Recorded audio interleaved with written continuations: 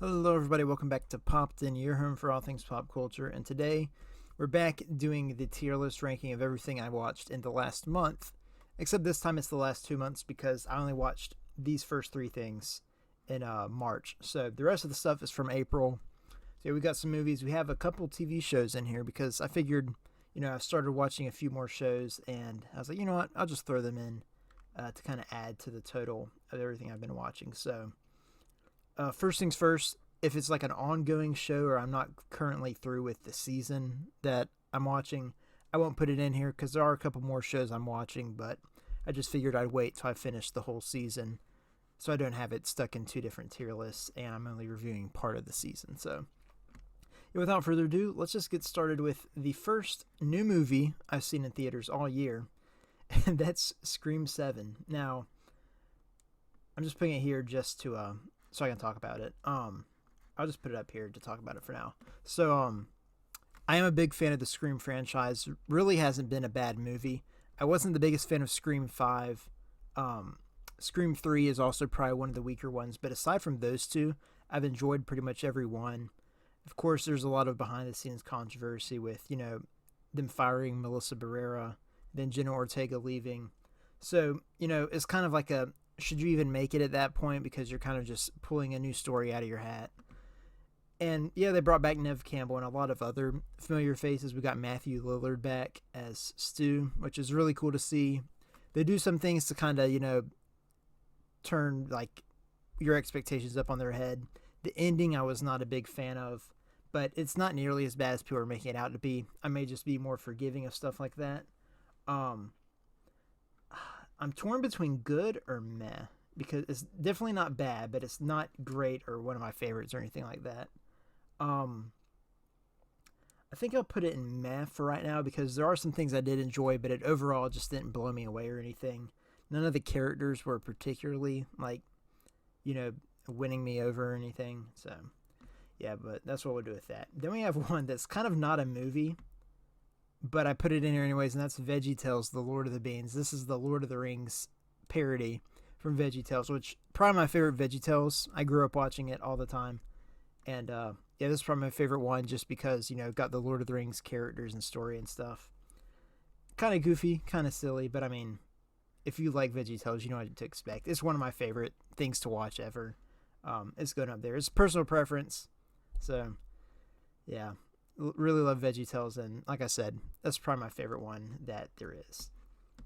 Then we have Prisoners, and I'd heard about this movie, of course, directed by Denis Villeneuve, who did the Dune movies and Arrival, which I really love. Which I actually talked about Arrival in one of the other videos from this year, which phenomenal movie, and this is even better than that. It's at the top of favorites for the whole year, probably. Um, yeah, Hugh Jackman is great. Jake Gyllenhaal is great. Paul Dano or Dano, I'm not even sure. I always said Dano. Then I've heard people say Dano. I'm not sure. He's great in his role.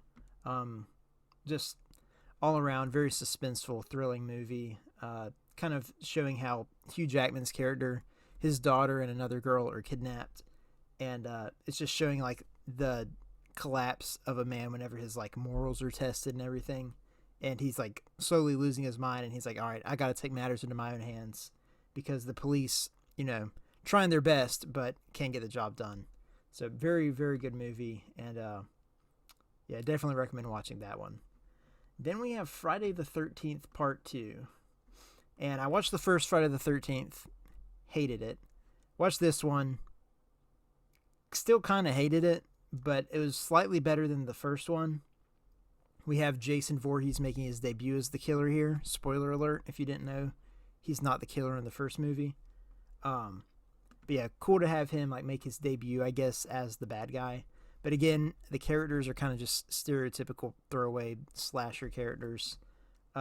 Again, spoilers for all these movies, I guess. Or, I don't know. I don't know if I really want to spoil them or not. I won't even talk about it. But the beginning of the movie kind of, throws a curveball at you concerning, like, characters from the last movie and how the last movie ended. So, yeah, all in all, not really good. Not sure I'm going to be a big fan of the Friday the 13th franchise, but hey, what can you expect? You kind of know what you're getting into with those movies. Then we have Urban Legend.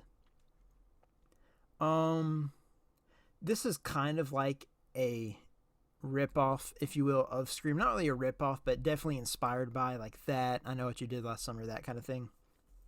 But I really like the concept of taking like these urban legends and stories you've heard many times before, and then turning them into like the avenues for people to be killed and stuff.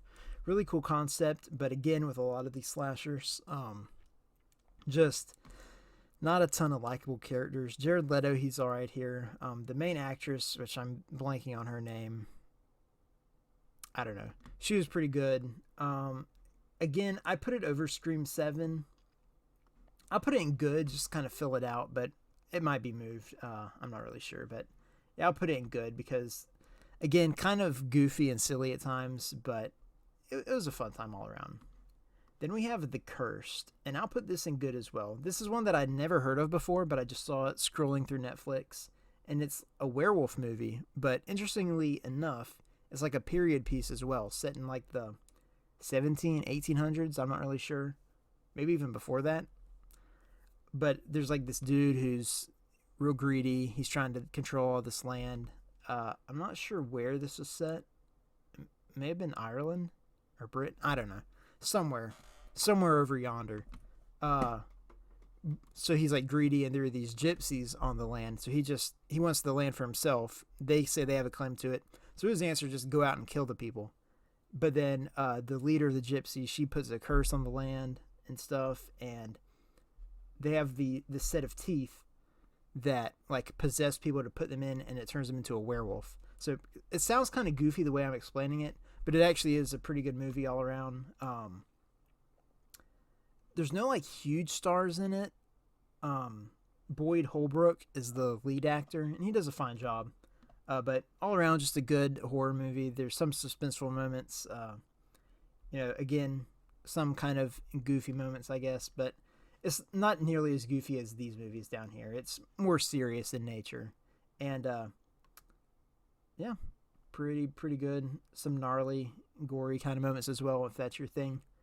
Nothing like super crazy, because I am not the biggest gore person. But, yeah, it was pretty decent. Then we have King of Kings. We watched this around Easter time, holiday reasoning. Because I remember when it came out, it had a lot of like voice actors I'm familiar with in the movie. I think who's in it? Oscar Isaac is in it. Forrest Whitaker. Some actors from like Star Wars: The Clone Wars and stuff are in here. So kind of just had my interest from that.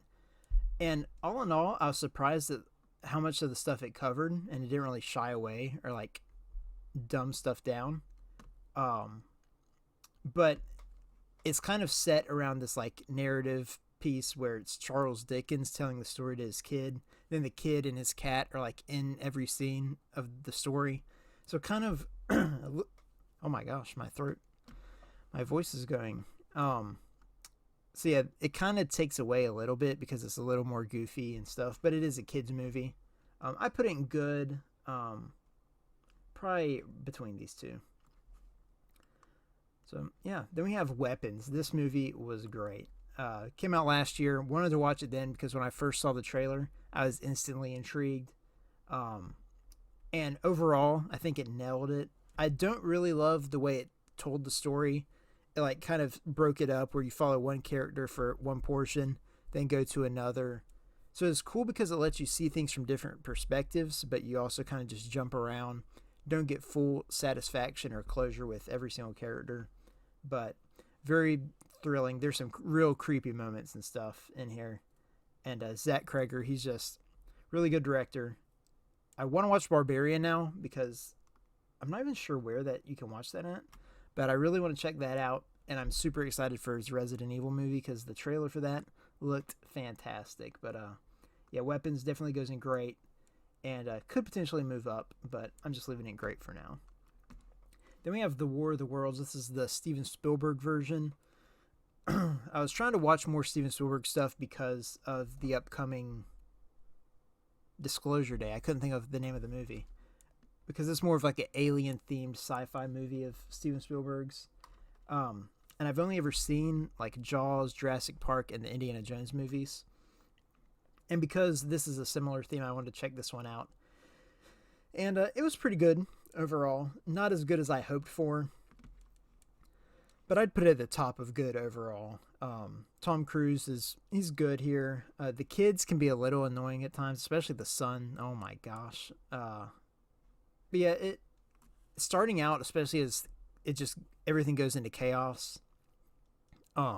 That part really worked for me, but then by the end it kind of just slowed down. You get these different segments and stuff, and didn't love everything about it, but all in all, it was pretty good. Then we have There's Someone Inside Your House, another Netflix original movie. This was from a couple years ago. I remember seeing the book for this in the library and thought it sounded interesting, but I just never read it. Then I saw they made a movie. I'm like, oh, I need to check that out. Never watched it. So I finally got around to it. And again, kind of like a more dumbed down, cheesier version of Scream. I put it below Scream 7. It's not bad, but it's definitely meh at the lower end. Wouldn't really recommend it because I'm like, you can just see better things from like something like Scream or Urban Legend. But I mean, if you have absolutely nothing else to watch from the genre, then might as well. But yeah, then we have Thrash, another Netflix original, which is actually a new release, 2026. It's a shark movie, but it's also like a disaster movie where there's like a hurricane or some kind of like storm. I believe it was a hurricane. Comes through, floods this town. A lot of people evacuate, but some are left behind. And then sharks come sweeping in because like a truck from like a meat factory or something comes, spills the blood in the water, so it attracts these sharks and they come in. And then the main character is pregnant at the same time, so she's got to give birth while all this is going on. Again, kind of a messy, weird kind of movie. Not bad again, but yeah, just would go in meh below Scream.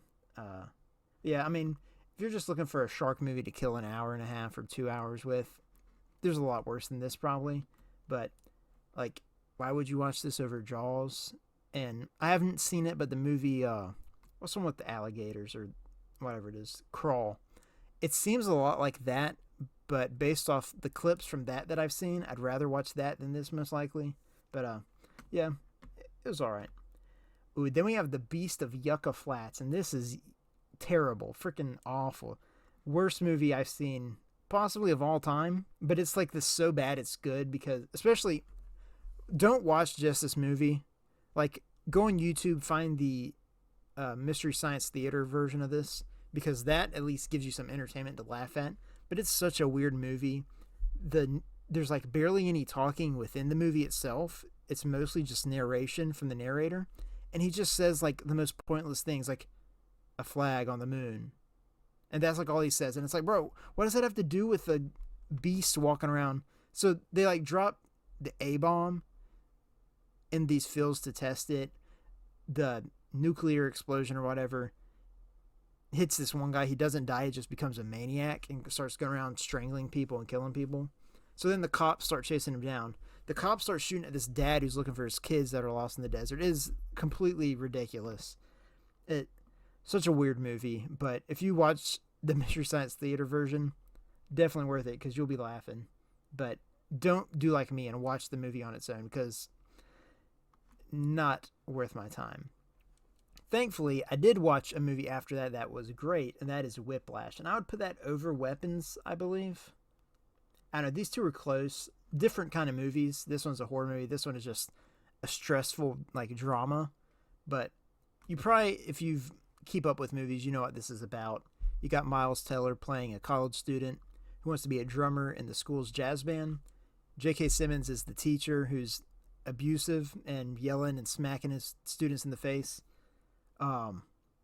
But really good movie still. I mean, from that, you're probably going, okay, this doesn't sound like some great movie, but really well acted, really like stressful, but it has a message about, you know, how far should you go, like, to be a perfectionist and stuff.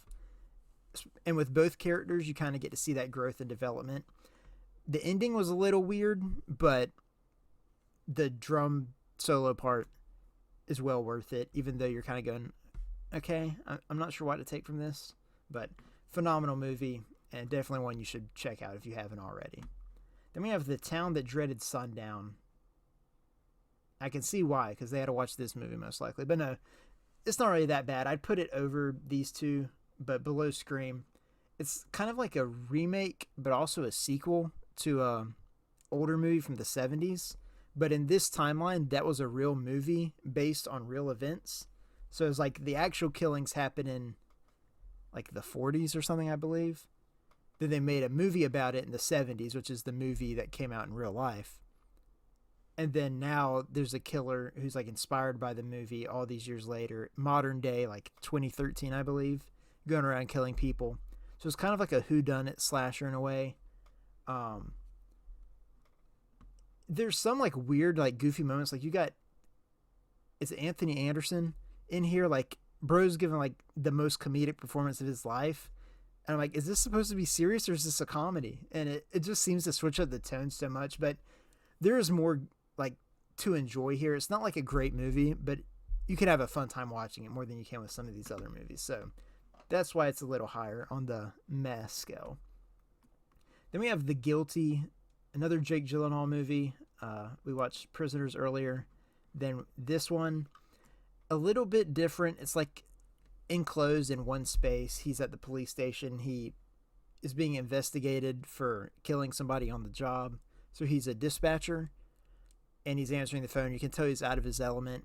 And there's some cool things that they did with it, but most of the movie is him just on the phone talking to the people who are calling 911. And it's just, I don't know, a cool concept, but it just doesn't really work for me. Like there's other things I'd rather watch. So if that sounds interesting to you, definitely check it out because it's not a bad movie. I just don't think I'd really ever watch it again. So I'll put it in meh. Then we have Apex, another new Netflix original movie. And this would also go in meh. I might would give Thrash the edge over it just because this movie is kind of more dreary than Thrash. So you got Charlize Theron, who's like a hike or a mountain climber and stuff. Her and her boyfriend were climbing on a mountain and he falls and dies. Spoiler alert. Sorry, but it happens like 5 minutes into the movie. So now she's like traversing the Australian wilderness on her own. She runs into Taron Egerton, who's like, oh, I can help you out and all this stuff. He's bald, by the way. Kind of crazy. But yeah, and then turns out he's a psychopath and is hunting her down in the like wilderness. So kind of crazy. It's one of those that, you know, it's thrilling at points, but then it gets to a point where it kind of just slows down and dies down a bit. So yeah, I'll put it in meh. Not bad, certainly. Taron Egerton is great in this movie, but yeah, I just can't put it any higher. Then we have the last movie I watched this month, and that's Malevolent. And I'd put it in good at the bottom. It kind of dies down in the second half, and the scares feel like they're not super subtle. It's more in your face, like, oh, the ghosts are just walking around and stuff. I would have liked it a bit more if it was something like, you know, Hereditary or what's the show? The Haunting of Hill House, where it's in the background, or The Conjuring. That's another movie this reminded me of. But it's about these, like this team of ghost hunters. I use air quotes around ghost hunters because they're actually scam artists and they're pretending that these houses are haunted to try and just get money out of people by exorcising the ghosts. I've never watched the movie, but it sounds a lot like what The Frighteners, I've heard it's kind of like. But you got Florence Pugh as the main actress. She's pretty good. But the rest of the cast is kind of just okay. And like I said, the scares don't work particularly well. But yeah, it's all right. It's worth a watch if you're just looking for a horror movie to kill the night with. So, a horror movie to kill the night with. Interesting choice of words, but yeah, not too bad. And there's definitely much worse movies, as you can see on this list. But yeah, those are the movies that I watched this month. And these are some shows I watched in the last probably 2 months. I've been rewatching The Walking Dead with my family. My dad has never seen it before. So it's been fun to kind of see his reaction. But yeah, we watched seasons 1 and 2. We're on season 3 now. But season 1, one of my favorites. One of my favorite shows ever. Especially the first probably 4 or 5 seasons. But season 1 is great. And season 2 is also pretty great. I put it below this because I feel like with the length, it's almost double the size of season 1. And being on the farm, it kind of drags at some points, but still really good. The ending is strong. Yeah, just a phenomenal show. If you haven't watched it, you need to check it out. Then we have Loki season 1. And I put this at the top of good. It's not quite on the great tier, but it's better than all these movies, I'd say. It takes a little bit to get going, but around episode 3 or 4, it really hits its stride. Tom Hiddleston, great as Loki, as always. And Owen Wilson is also a ton of fun as Mobius. But yeah, really good show. I need to watch season 2, but I'm waiting to kind of finish some of these other shows I'm currently in the middle of a season with. And then we'll move on and watch season 2. So hopefully at the end, sometime through May, I should have watched Loki season 2, and this will be in the next tier list. But then we have Star Wars Tales of the Underworld. This is the third Tales series, which I've not watched this one before. So finally got around to checking it out. And it was pretty good too. I put it above Loki. It's split into 3 episodes concerning each character. So you got 3 with Asajj Ventress, 3 with Cad Bane. I preferred the Cad Bane episodes. They're a little more like heartfelt, like sincere kind of. The Asajj Ventress story is kind of just a throwaway adventure with her rescuing this Jedi Padawan after Order 66, helping him get to safety. But the ending kind of makes the whole arc redundant because they just end like in the same position they were kind of in to begin with. So, but the Cad Bane one is like his origin, and it's really, really good. Really tragic too, but kind of makes it clear Cad Bane is not like one of those sympathetic, like, oh, he's not really a bad guy, he's just an anti-hero. No, this dude is a scumbag, literally. But yeah, that is the tier list of everything we've watched throughout March and April. Like I said, gonna be doing another one at the end of May. I'm hoping to kind of keep up the same pace because, like I said, I only watched Prisoners, Lord of the Beans, 1 season of The Walking Dead, and then Scream. That was all that I watched in March. Everything else was in April, so hopefully I can keep that same pace up watching stuff throughout this month. But yeah, we got some other new shows and movies coming out this month that I'm excited for. I will finish up Maul Shadow Lord, the new Star Wars series. That'll be in the next month. The new Star Wars movie, Mandalorian and Grogu, that will 1000% be here. And I'm also currently watching the new Stranger Things animated series, so that'll be in here as well. But yeah, if there's anything you guys want me to check out, talk about in the next month, or maybe just make another video entirely on it, be sure to let me know. I've got some ideas planned for some videos, so I don't just go a whole nother month without anything. But yeah, hopefully you guys did enjoy the video. As always, if you did, be sure to drop a like, comment, and subscribe. Helps me out a ton, and I'll catch you all in the next video. Goodbye.